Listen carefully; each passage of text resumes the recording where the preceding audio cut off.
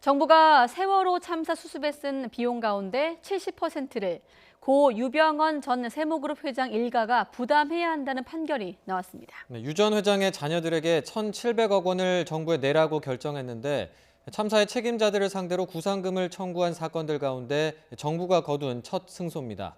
이경국 기자의 보도입니다. 진도 앞바다에서 단원고 학생 등 476명을 태운 세월호가 물속으로 가라앉은 뒤 210일간 수중 수색이 이어졌습니다.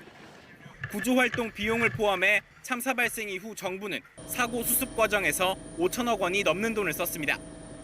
이에 정부는 지난 2015년 유 전 회장 일가를 상대로 4,213억 원을 지급해야 한다며 구상금 청구 소송을 냈습니다. 3년이 넘는 심리 끝에 1심 재판부의 판단이 나왔습니다. 재판부는 먼저 정부의 청구 금액 가운데 피해자 배상금 등 3,700억 원만이 인정된다고 설명했습니다.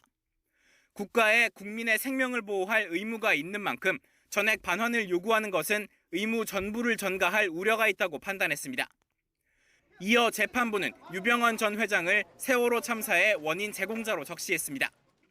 청해진 해운이 180회 넘게 선박의 화물을 과적하고 화물을 부실하게 묶은 세월호를 출항시켰다면서 유 전 회장이 이를 알 수 있었음에도 감시와 감독을 소홀히 해 사고로 이어졌다는 겁니다.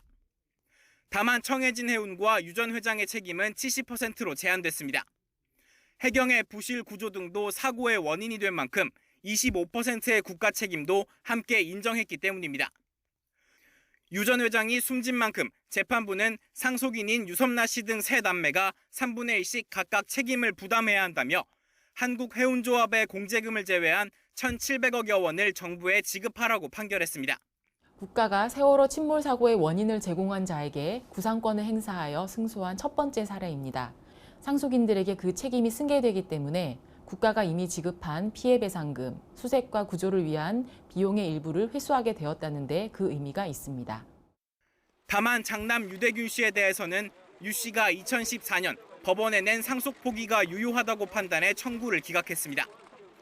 세월호 이준석 선장 등에 대한 또 다른 구상금 청구 소송들은 아직 몇 년째 1심 법원에 계류 중입니다. YTN 이경국입니다.